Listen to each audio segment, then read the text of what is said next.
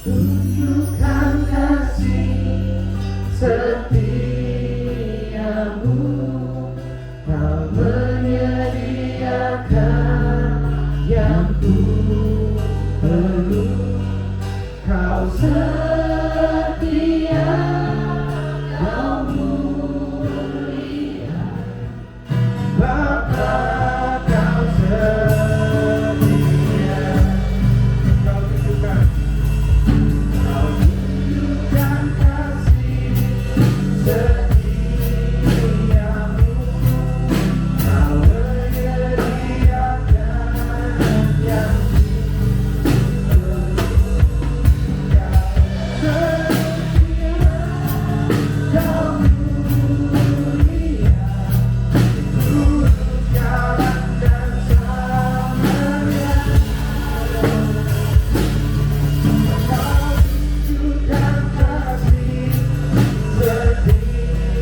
yang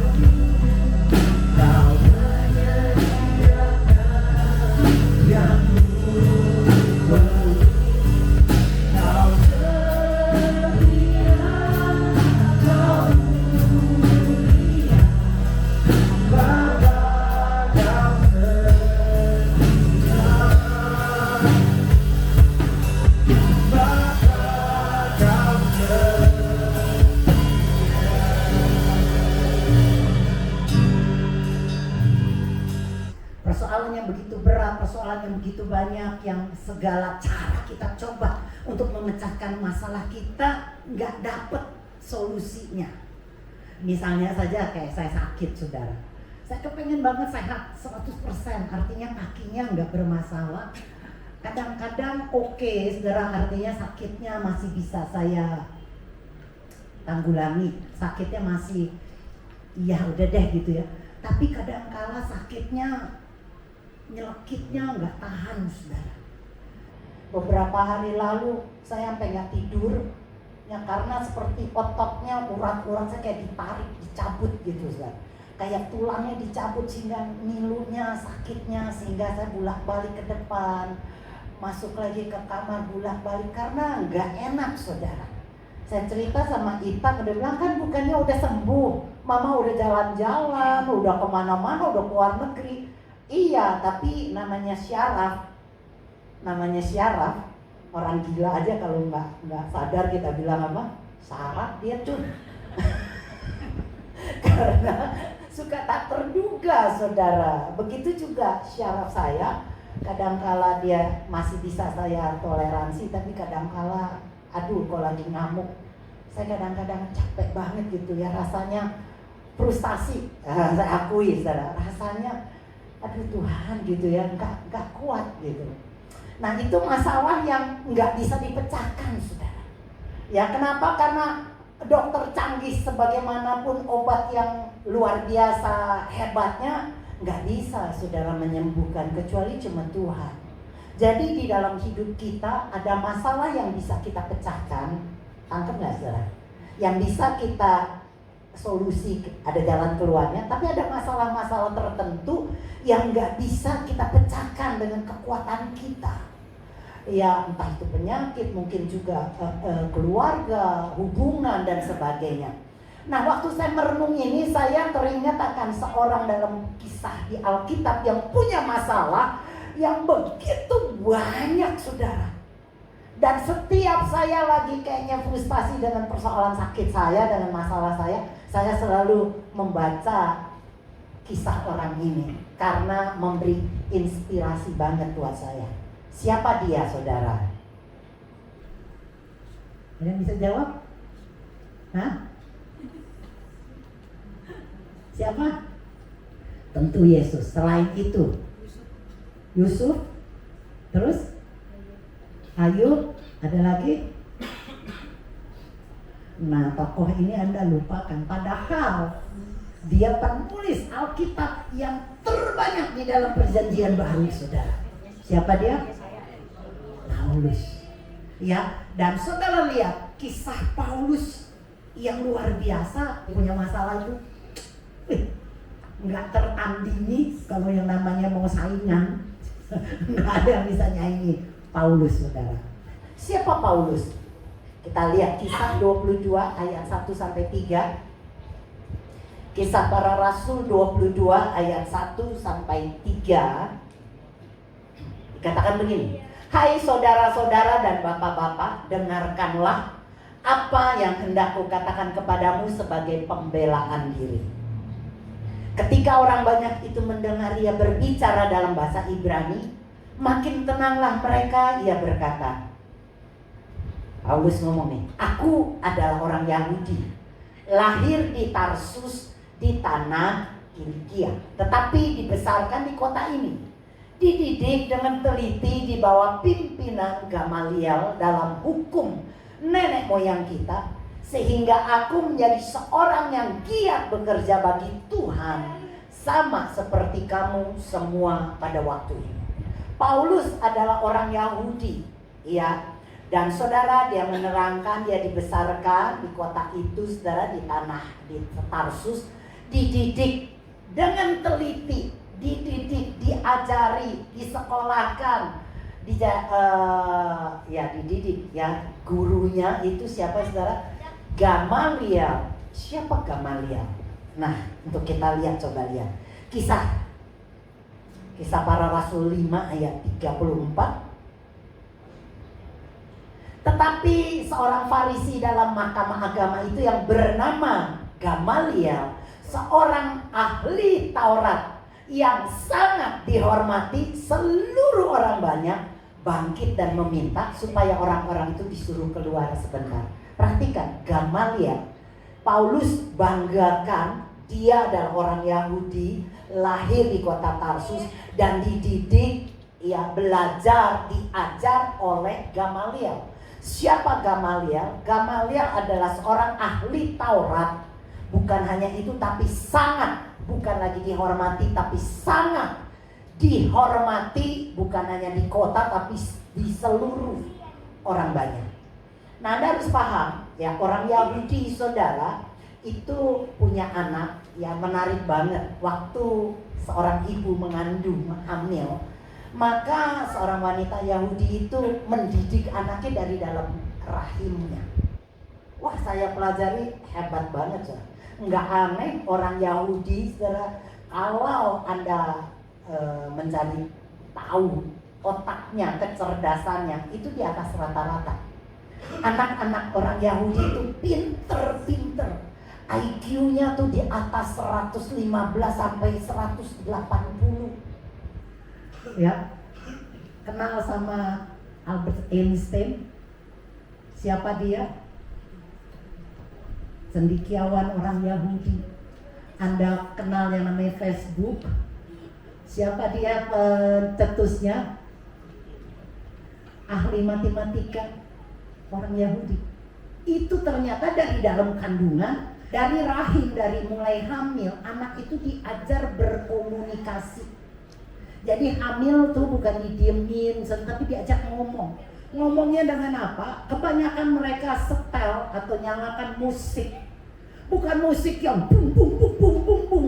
Tuh anak jadi pusing, tapi biasanya instrumental klasik. Dan suami-suami gak jarang mengajar anak atau mengajar istrinya, anak dalam rahim istrinya itu dari masa rahim diajarkan matematika, memecahkan soal-soal hitung-hitungan dengan istrinya yang lagi hamil. Hebat ya. Dan saudara, kalau suaminya itu perokok, yang suka merokok, maka waktu tahu istrinya hamil, menghentikan kebiasaan rokok itu. Karena bagi orang Yahudi, asap rokok merusak otak, kecerdasan. Makanya suaminya dengan rela tidak merokok, berhenti. Bukan saja dia stop pada waktu hamil terus kemudian anaknya lahir dia merokok lagi, tidak. Tapi sampai anak itu berusia 8 tahun. Jadi di rumah itu tidak ada sama sekali asap rokok sampai anak itu berusia 8 tahun. Nah, waktu anaknya mulai lahir, saudara, dia jadi balita, diajar komunikasi, saudara, diajar ngomong, diajar bahasa, ya. Dan saudara, mereka harus mempelajari bahasa itu minimal 3. Inggris, Arab, Yahudi. itu masih kecil, 3 bahasa. Kemudian setelah mulai agak bisa diajarin, mereka belajar bukan saja sekolah biasa, tapi musik bagi mereka sangat penting. Musik diajar dari kecil karena musik bagi mereka itu adalah sesuatu yang sangat penting, karena kecerdasan dari seseorang itu mereka yakini dari musik. Ya, makanya anak-anak ini dididik bukan cuma musik, olahraga, memanah, berkuda. Wah, ya, sehingga nggak aneh kalau kita melihat orang-orang Yahudi sampai sekarang keturunannya menjadi orang-orang yang sangat cerdas. Nah, Paulus dididik dalam orang Yahudi, tradisi orang Yahudi. Dan saudara, orang yang Yahudi yang sangat masih kolot, ya masih, orang Cina bilang totok gitu ya.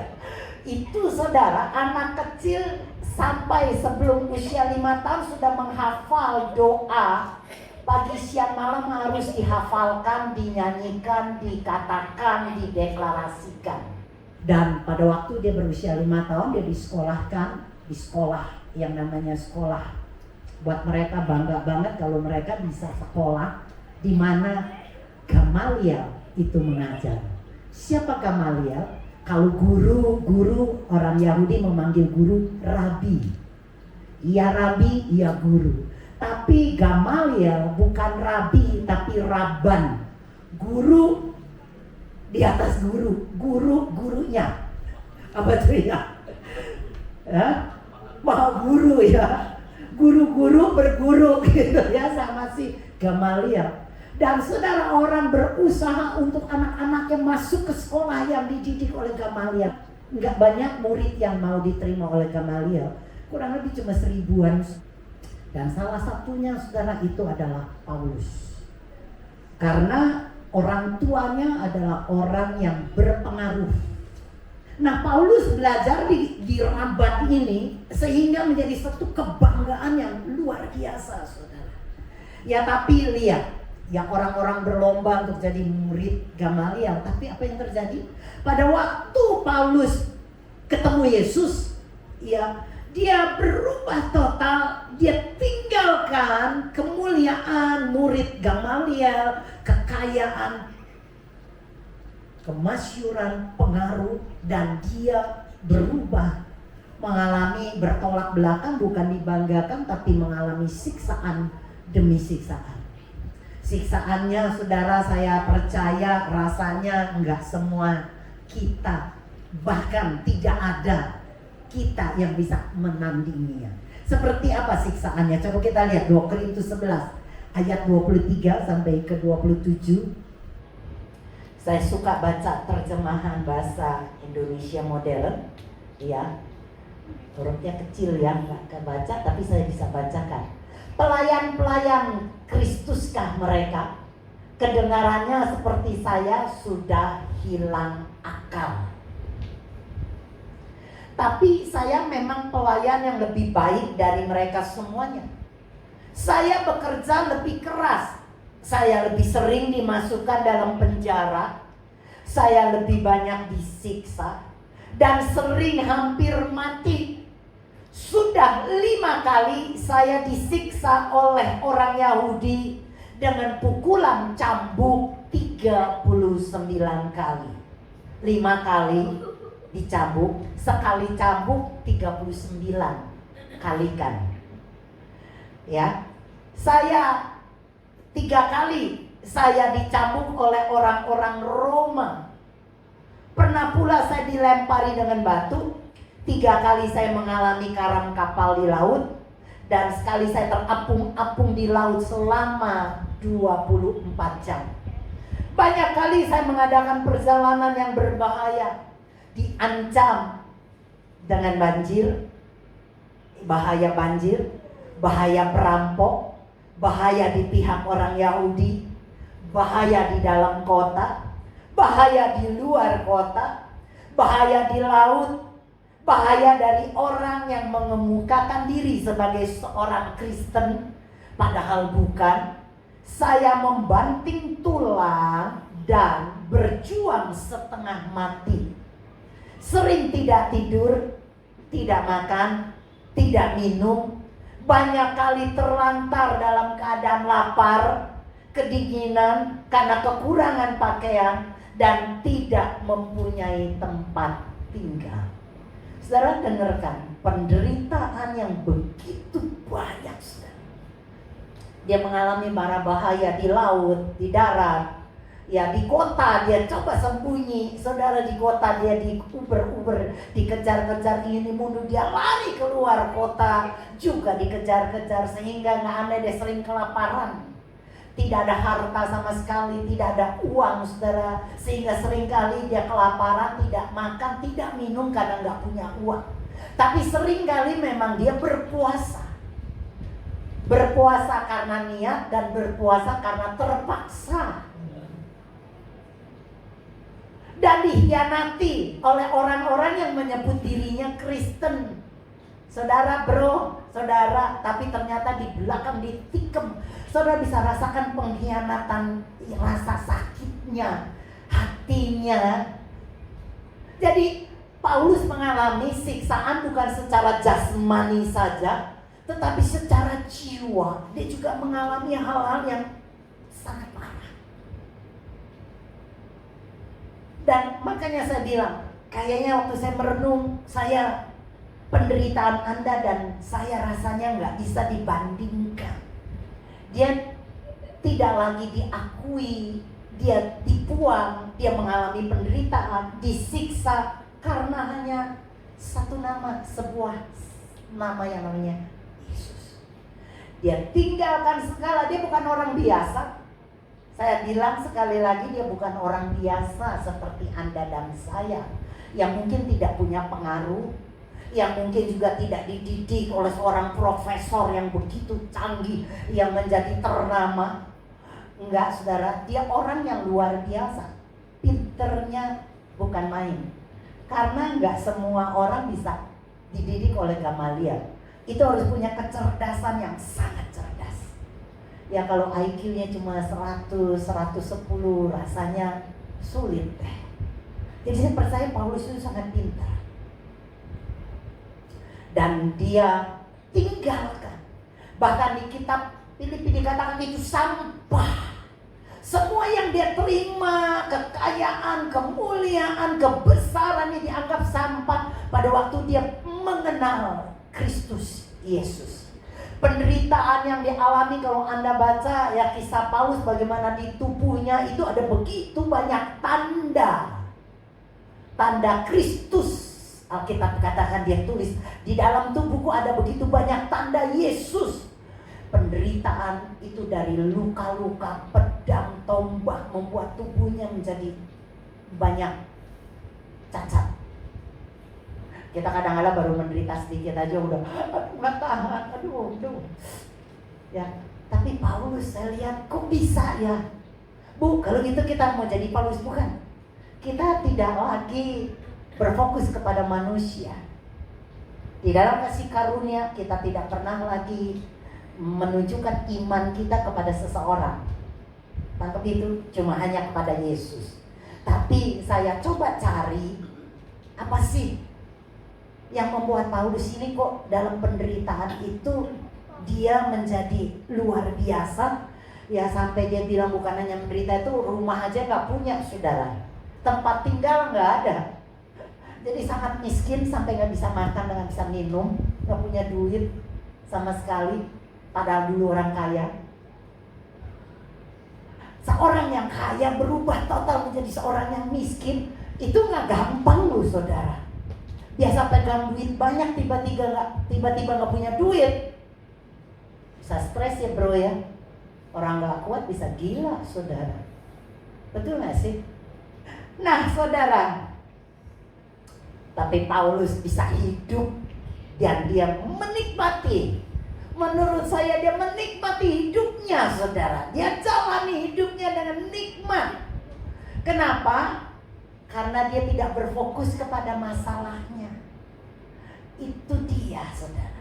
Saya punya sesuatu yang mungkin bisa menggambarkan hidup kita. Punya apa nih, saudara? Lebih spesifik, bukan kue. Punya apa? Donat. Kalau saya bisa mengumpamakan hidup kita seperti donat. Donat yang dibeli ini ya ada banyak rasa. Rasa apa ini? Kacang rasanya apa? Gurih. Betul. Kemudian ini rasa coklat, rasanya manis. Di sini ada keju, rasanya asin. Kemudian di sini stroberi, rasanya asam. Pinter semua anak-anak. Lulus. Begitu tisu benar. Begitulah hidup. Hidup kita penuh warna. Tidak selamanya gurih. Tidak selamanya manis. Ya, tidak selamanya asin, betul? Tapi juga jangan lupa tidak selamanya asam. Ada yang campuran, saudara. Ada manisnya, ada asinnya, ada gurihnya. Sama seperti hidup kita. Hidup kita nggak selamanya manis. Oh, semuanya oke, sehat, bahagia, uang banyak, anak pinter, nggak pernah sakit. Enggak, saudara. Kadang-kala kita harus akui hidup kita tidak selalu manis, tapi kadang-kala dibumbui dengan rasa-rasa. Entah itu asin, entah itu asam, entah itu gurih, campur. Betul nggak, saudara? Sebagaimana rasa donat, begitulah rasa hidup kita. Tetapi saudara, perhatikan, donat ini saya umpamakan adalah hidup saya. Dan saudara, saya ngelihat donat. Apa yang Anda lihat di dalam donat ini? Ada lubangnya. Betul ya? Pernah nggak Anda makan donat, Anda liatin lubangnya? Mikirin lubang, ini lubang kenapa ada di donat ya? Kok ada lubang sih? Gak bagus nih. Enggak ada lubang. Buat apa sih ada lubang? Coba nggak pakai lubang. Pernah Anda mikirin terus lubang ini sehingga Anda nggak makan? Saya nggak peduli dia mau lubang 1, lubang 2, lubang 3. Yang saya kerjakan, enak ya. Saya makan. Saya nggak pedulikan dengan lubang. Begitulah cara hidup kita seharusnya di dalam Tuhan. Jangan fokus kepada lubang dalam hidupmu. Masalahmu entah itu asam, asin, gurih, manis, pasti bervariasi. Tapi nikmati saja donatnya. Makan saja, nikmati. Amin, saudara. Jadi paham ya? Kenapa? Karena hidup kita semuanya ada waktunya. Pengkhotbah katakan, Pengkhotbah 3 ayat 1, coba kita baca. Pengkhotbah 3 ayat 1 dikatakan, untuk segala sesuatu ada masanya, ada waktunya. Untuk apapun di bawah langit ada waktunya. Jadi di dalam dunia ini, di bawah langit ini ada masanya, ada waktunya. Enggak kekal selama-lamanya. Hidup kita juga enggak kekal. Amin. Usia kita juga enggak kekal. Ada masanya. Tuhan katakan tidak ada yang kekal, ada waktunya. Begitu juga dengan masalah kita. Enggak ada yang kekal, saudara. Ada waktunya masalah kita akan habis, berhenti. Amin. Kalau kita membaca ini, Anda bayangkan sesuatu yang baik yang Tuhan katakan, segala sesuatu ada masanya, ada waktunya. Berarti waktu penyakitku juga pasti ada waktunya. Masalahku juga ada waktunya, akan stop, berhenti. Karena itu tidak kekal. Apa yang kita kerjakan dalam hidup ini? Apa saudara?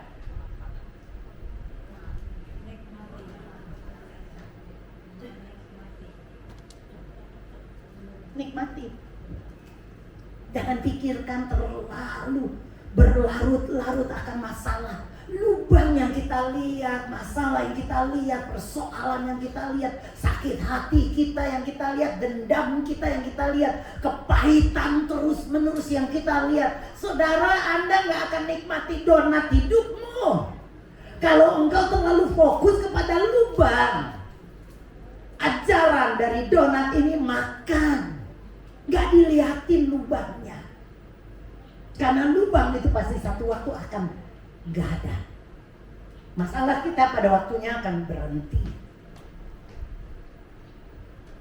Nah, dikatakan, ya, lanjut saudara, Pengkhotbah 3 ayat 12 sampai 13. Segala sesuatu ada waktunya, ada masanya. Ayat yang ke-12 dari Pengkhotbah 3 ayat 12. Aku tahu bahwa bagi kita tak ada yang lebih baik daripada ngapain saudara? Bergembira dan menikmati hidup sepanjang umur kita. Ini Raja Salomo yang mengatakan ini. Segala sesuatunya sia-sia. Orang yang terpandai, orang yang terkaya, termulia di dunia, dan sampai hari ini saya percaya tidak ada yang menandingi Raja Salomo dalam berhikmatnya, kekayaannya. Nggak ada yang bisa menandingi Raja Salomo. Dia memberikan sebuah statement, sebuah pernyataan dari orang yang paling berhikmat. Dia bilang apa saudara? Nggak ada yang lebih baik daripada kamu nikmati hidup. Selama kamu hidup, bergembiralah. Sebaiknya kita semua makan dan minum serta menikmati hasil kerja kita. Itu adalah pemberian Tuhan. Jadi Raja Salomo berkata, nikmati hidupmu selama engkau punya umur. Benar ya Oma Sance ya? Nikmati saja usia kita yang sudah lanjut, nikmati. Ada persoalan? Ada. Tapi kita nggak mau fokus dengan persoalan. Ngelihat cucu, ngelihat anak, ngelihat menantu punya masalah. Saya bukan nggak peduli saya. Tapi saya mau menikmati hidup. Hidup saya yang masih ada, yang saya nggak tahu sampai kapan, saya nikmati. Nggak mau saya melihat lubang, aduh ya jadi pusing sendiri gitu ya saudara, karena melihat keluarga. Karena Raja Salomo berkata, nikmatilah, bergembiralah. Dan yang kedua dia berkata, makan, minum, nikmati hasil kerjamu. Kalau Anda bisa menikmati sampai hari ini, itu bukan karena engkau hebat, karena engkau ini pinter, karena engkau cari uangnya hebat, karena engkau ini ya hebat deh. Tapi jelas itu adalah pemberian Tuhan. Kalau Tuhan berikan engkau punya uang saat ini, misalnya 1 juta, nikmati. Gak usah dipikirin lubangnya.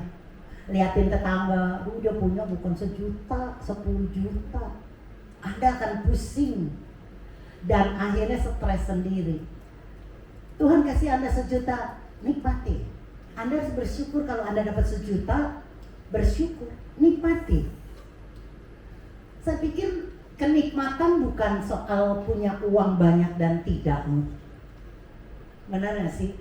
Ada orang kaya yang punya uang banyak, harta banyak, tapi gak pernah nikmati hidup. Kasihan ya, kaya saudara, duit banyak, tapi pikirannya selalu kayaknya kok gak punya ya. Akhirnya membuat dia sulit mengeluarkan uang dan dia nggak nikmati hidup. Karena setiap kali mau keluarin duit, sayang. Hah? Yang enak anak bener. Bapaknya yang kerja, anaknya yang nikmati. Saya bukan ngajarin jahat nih saudara ya. Tapi kalau buat saya pribadi sih, saya ogah. Bener nggak?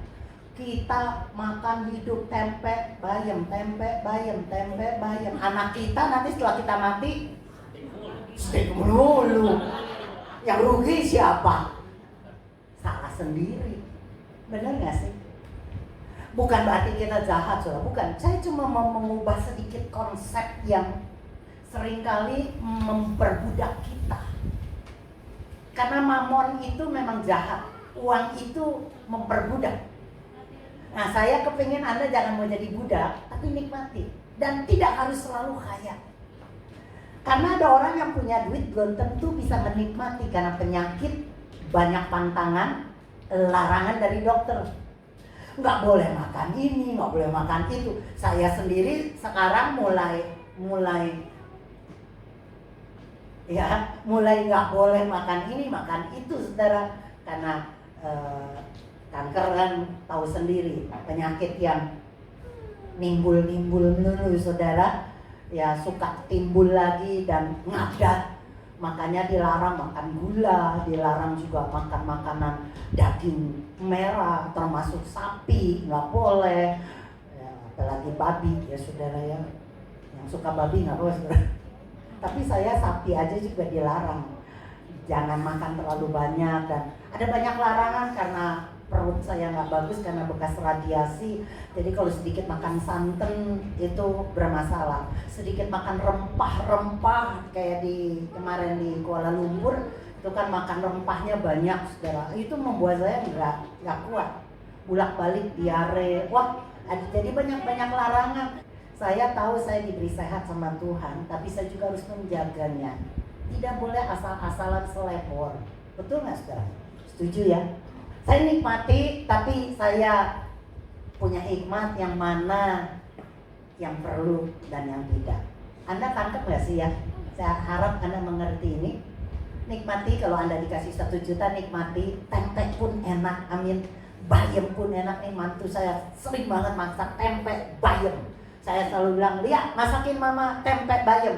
Bayam lagi mah, iya buat saya bayam bening tuh enak. Bener ya Oma ya? Enak, nanti pakai katuk atau pakai daun apa itu? Kelor, enak tuh saudara. Sederhana, tapi nikmat. Kan nggak selalu mahal.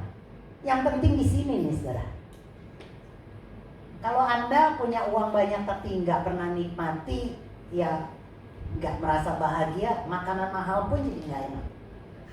Jadi artinya saudara, semua kebahagiaan, kenikmatan, bergembira itu semua dimulai dari sini. Ya, dari pikiranmu. Kalau engkau bersuka cita di dalam pikiranmu, makanya Tuhan katakan nikmati. Nah, salah satunya saudara lihat nih ya. Bagaimana menikmatinya? Amsal 5 ayat 18. Bentar lagi akan selesai. Amsal 5 ayat 18. Saya mau kasih tahu Anda bagaimana menikmati hidup. Ya, Amsal 5 ayat 18. Diberkatilah kiranya apa? Kalau bahasa lain, mata airmu. Bahasa terjemahan lagi dikatakan kejantananmu. Diberkatilah kejantananmu, para pria. Supaya apa? Sukacita, surga dan ketawa. Hah? Bersukacitalah dengan istri mudamu. Kacau lagi. Baca. Sur, baca sur. Pasal kita mengajar. Hah? Bukan dengan istri muda. Bukan istri tua juga. Ini kacau nih. Istri masa mudamu. Sebab itu setialah kepada istrimu sendiri, bukan istri orang lain, sur. Istri sendiri, amin. Bukan istri tetangga. Jadi kejantananmu dinikmati bersama istrimu. Setialah sama istrimu. Dan berikanlah cintamu kepada dia saja. Wow, ini romantis banget ini. Lanjut coba. Tidak ada gunanya bagimu mencari kenikmatan pada orang yang bukan istrimu. Jangan cari kenikmatan dengan orang lain yang bukan istrimu. Coba lagi lihat. Kenikmatan itu khusus untuk engkau dengan istrinya, sur. Jadi kenikmatan itu diberikan untuk sama istrinya sendiri, tidak sama orang. Coba lagi terus ayatnya sampai 18. Sebab itu hendaklah engkau berbahagia dengan istrimu sendiri. Carilah kenikmatan pada gadis yang telah kau nikahi. Salah satu cara berbahagia, bergembira, menikmati hidup adalah dengan istrimu. Amin. Sama istri pulang kita cuma kasih muka cembetut, pekerjaan kantor yang banyak. Tapi di luar engkau nikmati dengan gadis lain yang mungkin adalah teman sekantor atau sekretaris atau mungkin teman SMA-mu. Ngapain? Makan enak. Sama istri di rumah makannya bayam tempe. Tapi mah istri lain, orang lain makannya istri. Itu Alkitab bilang jangan begitu, bro. Sis, sekarang bukan bro saja. Nikmati dengan istri masa mudamu. Sebuah hikmat yang luar biasa. Ya, Tuhan menciptakan kita karena sudah dewasa walaupun ada anak kecil dikit. Tuhan menciptakan kenikmatan seks yang Tuhan berikan buat Anda, buat kita. Bukanlah untuk diumbar, bukanlah untuk orang-orang yang gak ada lagi hak, tapi diberikan itu khusus buat suami istri. Nikmati itu bersama pasanganmu, bukan dengan orang lain. Amin. Begitu juga dengan keuanganmu, dengan hasil karyamu, dengan hasil kerjamu. Nikmati dengan keluargamu. Punya uang 1 juta, ya sudah makan di rumah, tahu, tempe, bayam, ngucap syukur. Senda gurau, bahagia, satu meja, senang. Amin. Punya 10 juta, kita makan di rumah, di mana? Di restoran. Amin. Punya 100 juta, kita makan di rumah, di mana? Di luar negeri. Amin. Punya 1 miliar. Pak Priyo. Saya senang, saudara. Anda ini aktif. Berarti amin ya Pak Priyo. Saya bilang punya 1 miliar, Pak Priyo langsung ngaku. Dia pengamen enggak? Hah? Tadi mikir pakai saya.